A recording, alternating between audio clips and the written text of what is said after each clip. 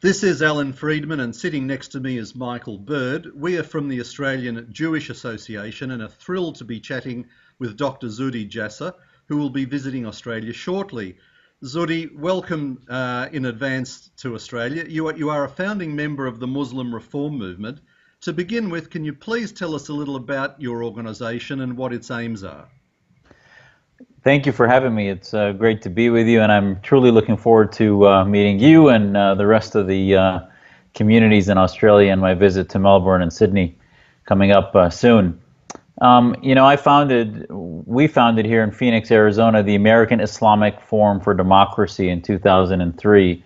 And basically there were some of us intellectuals and who were physicians, attorneys, engineers, who saw who was representing us in the media and saw the imams that were being interviewed locally and then nationally, and realized that it really was not representative of mainstream Muslim viewpoints, that ultimately they were Islamists, they were those who had a narrative that was anti-American, anti-Western, and had a very Sharia supremacist approach to the world and a worldview that was very anti-Semitic, anti-Israel, and for a number of reasons did not share our values. And yet we realized that if you're a reporter, if you're an American trying to get an understanding of what was, who and what the Muslim community believes, that was really who most of the identity groups were.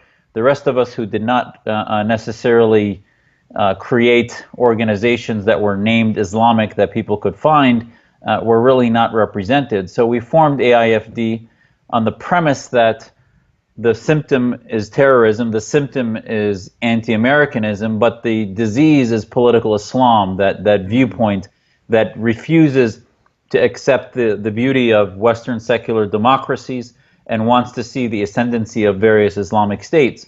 Fast forward to 2013, that was in 2003 that we formed our American Islamic Forum for Democracy. Then 2013, ISIS comes out of the revolution in Syria and people start to realize why our American Islamic Forum was focused on countering the Islamic State rather than terrorism, even though ISIS is not the only Islamic state to be concerned about, whether it's Pakistan, Iran's Islamic Republic, the Muslim Brotherhood out of Egypt, even the Wahhabis in Saudi Arabia are Islamists, obviously. So all of these permutations are all equally incompatible with Western ideas. Then in 2015, we convened, we started to realize that it wasn't just our group, the American Islamic Forum for Democracy, but there were other heretics, if you will, but those in the Muslim community who refused to accept the theocrats as our leaders. And our organization then asked to convene a foundational conference in Washington of other reformists that included Raheel Raza from Muslims for a Better Tomorrow, that included Ezra Nomani, the former Wall Street Journal reporter and freelance writer and author. It included Zainab Zeb, Arif Humayun, and the Quilliam Foundation with Majid Nawab's Imam Usama Hassan joined us. So there were a number, there were over 15 people there, and we formed a coalition of very politically diverse Muslims, but yet we united on one concept, which is we believe in the preeminent loyalty to the Western concept of secular democracy, and we rejected political Islam, and that formed the Muslim Reform Movement. And by the way, that reform movement united under a 2-page declaration that we can talk about. And of course, people that are interested can look on your website, your Muslim Reform website, for all that information and the declaration. Yes, as I mentioned earlier on, a few of those people that you mentioned have been on our radio program, Nothing Left, and we're very privileged to have them. Now, Zhudi, Alan and I attended a Jewish function last week where former UK Prime Minister David Cameron was the keynote speaker. Cameron went on to great pains to point out that today's threats were from Islamists. I mean, as if Islamists were not actually Muslims. And then just like clockwork, he came out with the usual mantra when one is discussing Islamic terrorism, that is that Islam is a religion of peace, as if Judaism, Buddhism or Hinduism are not. So my question to you, Zhudi, is what do you think of when you hear this phrase, Islam is a religion of peace, used almost like a default position when anybody is talking about Islamic terrorism? Well, that's a great question. And, obviously I love my faith, and I'm raising my children in a very conservative interpretation of Islam, but yet liberal in that they're free to make choices as they interpret. So, those bromides, as if we are worried about offending Muslim communities and people listening, are saddened. It saddens me that somebody as knowledgeable as Prime Minister Cameron feels the necessity to say such a thing, which really has of no meaning. We always talk about the reality of interfaith work being that the best interfaith work is when you actually can talk about the genuine nature of your differences, and that if I'm a Muslim, there must be a reason why I don't choose Christianity or Judaism or other faiths, that we need to talk about, do we have exclusive rights to heaven? Do we what do we think about other faiths? Interfaith kumbaya sort of gatherings have very little value in the reality of how you create an Australian nation, an American nation, in which people come together to want to preserve the security and their social contract of their national identity. So, Prime Minister Cameron, and I have to tell you, in 2011, here's a guy who, by the way, of all those who may be making bromides, is probably closer to agreeing, and that he'll use the term Islamist. 2011, his speech at the Munich Conference on Counterterrorism really talked about a term that I've used frequently. He talked about muscular liberalism, in which we need to be able to promote, not just be defensive against the radicals, against the theocrats, which he defines, but actually promote the ideas of liberalism. So it seems that sometimes he forgets his own mantras that he talked about in 2011, which is, if you really believe that you need to be muscular in promoting liberalism, then those communities really aren't being receptive to them, which is most of the Muslim leadership. So we need to be frank and say that, the Muslim leadership, probably over 90% of them, of the imams, of the mosques, are heaped in what I call petro-Islam, the Islam of the Gulf, the Islam of the theocrats that stuck in the 13th century. Now, Islamists probably are a significant plurality, but I don't believe they're a majority. Now, the reason they win elections is they're the most organized, and the rest of the Muslims, 70–80%, who are not Islamists, are not organized to form united groups, so they end up getting walloped by the Islamists, even though the Islamists are barely 20–30%. But that's a huge percent when you're talking about 1.5 billion people of a religion. So therefore, we have to begin to advance the ideas of liberalism rather than simply doing this whack-a-mole against terror groups, against individuals and radical movements, but actually begin to advance ideas of freedom, liberty, and democracy. Yes, Zuhdi, commentators like to differentiate between radical or extremist Islam and moderate Islam, but we don't use this terminology with any other religion. So I guess the question is, isn't there only one Islam? And if not, what constitutes a moderate Muslim? Well, okay, so that's a great question.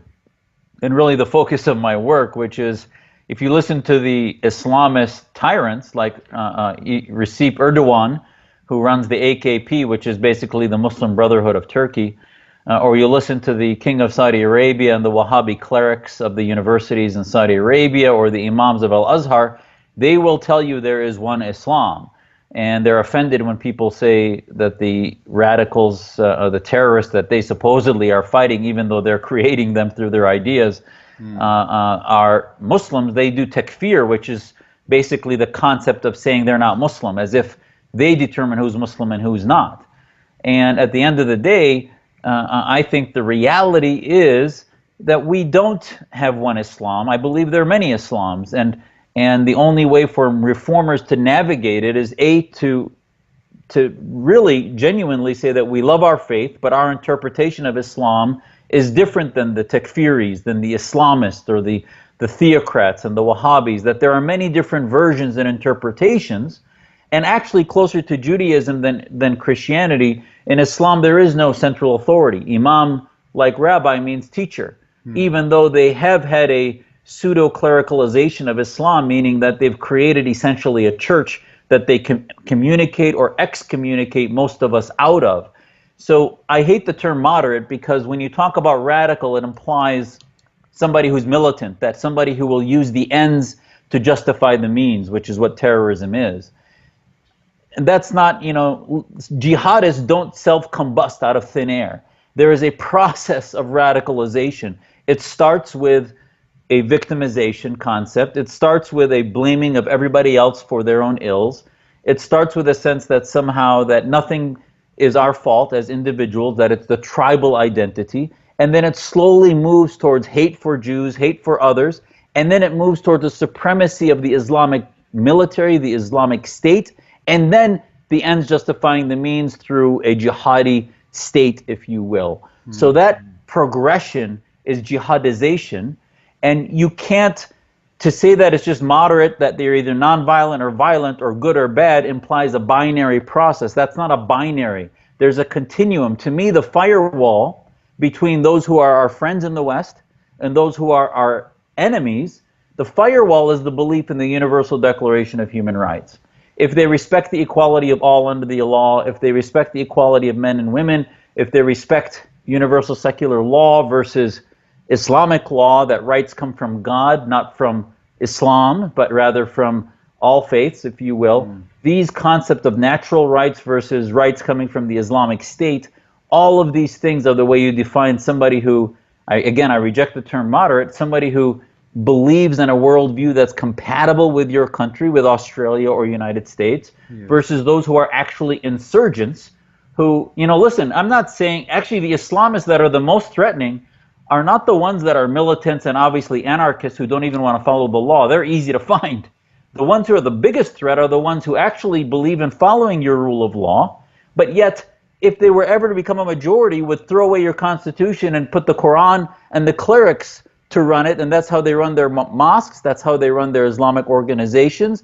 And when they go to the Middle East, that's how they want to help set up governments, which are Islamic State, jihadist, Sharia supremacist states, if you will. So that to me is the litmus test of who's somebody who's immoderate that I wouldn't want to work with, somebody who, if they became a majority, would get rid of secular institutions and replace them with theocratic institutions.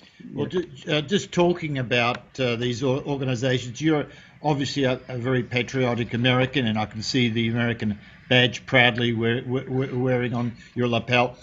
The organization CARE in America, Muslim Brotherhood, they're supposedly a front for Hamas. Is that a danger in America? And also their affiliation with the Democratic Party or their support for the Democrat. How dangerous is this organization? Well, again, I will tell you that to me, the terrorists are not only few and far between in numbers, but they're easy to find when they're militant. They appear to be, they usually have psychiatric issues and other things. I think the ones that are Islamists, that believe in collectivizing us Muslims under one flag, under one banner. The Council on American Islamic Relations also did not self-combust when it came to reality in 1996. It came out of the Islamic Association of Palestine, which came out of the 60s and 70s movement of Muslim student organizations into the West, which was part of the Muslim Brotherhood evangelical operation of spreading political Islam and Islamic dominance into influencing foreign policy, influencing anti-Israel policy, anti-Semitic ideas into the West.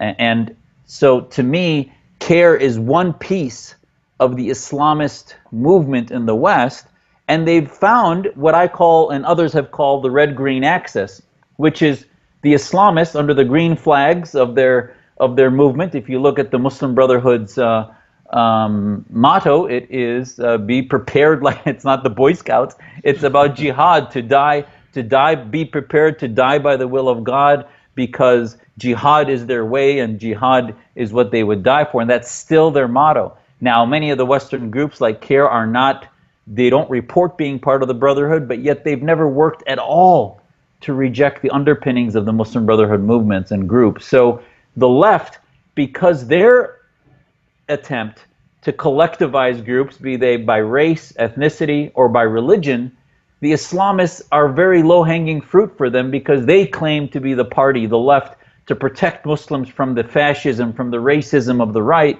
So therefore they don't care. They have this bigotry of low expectations. They don't care how Muslims treat women in their mosques, how Muslims mistreat or abuse the gay community or any of the vulnerable minorities within the Muslim community. They simply use them for identity politics. So you have this red-green axis, the axis between the socialists globally and on the left and the Islamists of the green. So ultimately, most of this will end up falling apart when they finally start to have to work together to legislate. But at the end of the day, for political movements, to me as a Muslim who loves my country, it's very frustrating because we sometimes get lost between the security-minded right, who's worried about immigration, etc., and the left, who is all about identity politics. In the meantime, diversity, it seems almost as if the right is more concerned about diversity because they want to look at ideological diversity, whether you're liberal, orthodox, conservative, fundamentalist. They want to understand what the ideas are that Muslims believe, but the left really is more concerned about monolithic representation. And I'll give you a perfect example of how the left thinks. Look at the Olympics. We had two well-known Muslim Olympians last year, or a couple years ago. One was Dalilah Muhammad, who won a gold medal for track, but was wearing shorts, did not have a hijab, and she didn't really wear her faith on her sleeve, so she didn't get that much attention. Then you had this fencer who had posted and tweeted pretty radical ideas, but wore a hijab and became the poster child for Muslims, and yet she really wasn't that great of an Olympian. So it's bizarre how the media and the left globbed onto an identity, skin-thick representation of Islam, when in fact on the same Olympic team, a woman was ignored who happened to be Muslim because she did not push her identity politics of Islam front and center. Yeah, well, they have their agenda, and that trumps all other issues, doesn't it? Zhudi, the term clash of civilizations has been used for a while, but apparently has gone out of favour. What do you think about that term, and is it an accurate representation of how the world sees Islam, or how Islam sees the world? Well, I've read Samuel Huntington's book. It came out in '91, and at the time, I tend more to agree. I don't know if you've ever seen back in the 20th century when Bernard Lewis and Samuel Huntington had debates on this very issue. And Lewis, I tend to agree with much more. And at the end of the day, though, I think I probably agree with more about what Huntington wrote than disagree. What I disagree with is that I do believe that currently, with the Islamists in control, there is a clash of civilizations. But is there a clash between Islam and the West? I will tell you that if you look at some of the people in prisons that have been tortured across Saudi Arabia, Iran, and elsewhere, there are intellectuals that do believe in Western ideas, that are ready, the Fatima Marnisis of the world. Fatima Marnisi was a Moroccan feminist who wrote a book on Islam and democracy that talked about a lot of these ideas. So there are many scholars and ideologues that had been pushing back against the theocrats of the Islamic world. So I will tell you that your question is good in that this is the issue. It's an ideological clash. The biggest conflict of the 21st century is not terrorism or the war on a symptom, which is terror, but actually the clash between modernity and theocratic Islam. Because the world can basically be triangulated. There's Russia and China on one point of the triangle, then there's the West, and then there's the Muslim majority countries. Russia and China right now, we're dealing with some of that with trade, etc. But really the conflict between the Islamic world, which currently has basically no free markets, there's not a single product that's come out of the markets of the Middle East that anybody can speak of, and until those markets open, that's why, as tough as the Arab awakening was, I will tell you that part of the reduction of the threat of that clash of not only civilizations but cultures and religious theological interpretations. So that's why it's more than that, actually. So that clash will only start to minimize when those revolutions start to take foot and you start to have freer markets and democracies. Now, the path to that may actually be fraught with more threats, more instability, more chaos. But the perfect example to why you should not worry in the long term is Iran. Iran now, initially people say, well, maybe the Shah was better than the Khomeinis. Well, almost over 40 years later now, if they ever have another revolution, I guarantee you they'll never go back to theocracy. They now know what happens under theocracy, and they won't go back to a monarchy. So just like any children that are growing up and mature, societies need to go through some of this. The Egyptians similarly went through only a year and a half of the Brotherhood, and they figured out that that was a nightmare.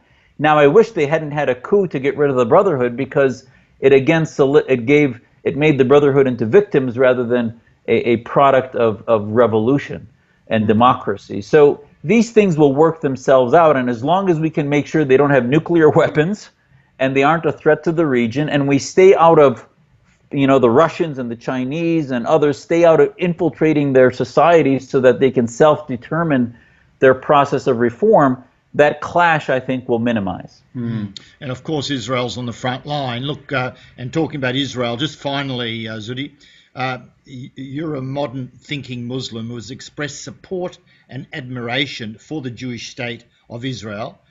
How has that gone down with your peers or Muslim friends? We're just curious.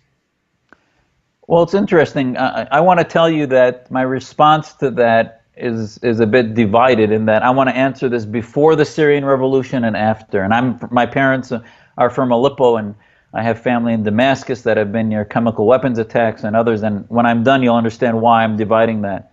Before the Syrian Revolution, the narrative of anti-Israel propaganda and the new anti-Semitism, as it's called, was so endemic. It was over. I mean, the State Department study itself, which is no bastion of pro-Israel thought in our U.S. State Department, showed most Muslim majority countries have minimum 90, if not 96 to 98% prevalence of anti-Semitism. So the conspiracy theories and the ideas, and that shows you that not only is anti-Semitism rife in the Islamists, who are 30-40%, but in the Arabists, who includes Christians and others in the Middle East that often will carry conspiracy theories fed by socialist leftist movements of the Ba'ath and others. So the bottom line is rather than deal with my ideas when we formed our American Islamic Forum, the quick scapegoat, as always, is to say, oh, I'm a tool of the Zionists, I'm a tool of the government, etc., even though we recognized that why don't they deal with my ideas? Why don't they respond to the fact that Al-Qaeda is part of the byproduct of Salafi jihadism, of Wahhabism after 9/11, or ISIS is a natural byproduct of the radicalization that Turkey and Saudi Arabia's influence did in Syria. Now, after the Syrian Revolution, many, especially in my Syrian community friends, realized that the most significant, genuine help to their revolution for democratic ideas that were both against the Assadists and against the Islamists was from Israel. And ultimately, many of the secular reformers in the Kurdish community and in the Sunni and Shia community who rejected Islamism realized that one of their best allies, it may not be public, but at least behind the scenes in the Syrian Revolution, was the Israeli government, because they're the only democracy in the Middle East, and they truly share the values with the rest of the NATO countries. And there's nothing that could make Israel more secure than being surrounded by liberal democracies. And I think they're starting to realize that for all of their belly aching about Israel and the Palestinian conflict, they realize that most of the death and destruction, if not all of it's coming from other Muslims in their governments, in their movements, in their own societies. And I think as they go through revolutions, they're starting to say, wow, we really had a disproportionate criticism, just like the UN, disproportionately, pathologically critical of Israel, when in fact you have all these dictatorships across the planet that are in a club that everybody ignores, and yet the democracy that most shares our values, we seem to or not us, the UN, seems to obsess on in the UN. So I think that many of my friends behind, the saddest thing to your answer is that while it's shifted, it's still behind the scenes. The public defense of Israel, even though if you look at the Quran, the only state discussed in our scriptures is Israel. So for those who try to make it not legitimate, why is the only state mentioned in the Quranic scripture that we believe to be God's word Israel? So it's just sort of a bizarre disconnect in their own hypocritical, if you will, approach to the problems and the ailments of our own community. Yeah, fascinating discussion. Zhudi, we've run out of time. We've kept you longer than we planned, but it's fascinating to speak with you. Now you're set for a very busy time in Australia when you get here, and we'll put your schedule up on our Facebook page. I mean, you're a fantastic voice. Your organisation is fantastic voice in the world today, and we wish you much success in the future, and we look forward to meeting you in person when you get to Australia. Thank you for joining us today. Thanks for your time. Anytime. God bless. I can't wait to see Australia. It'll be my first visit there, and I can't wait to meet you and the rest of the community.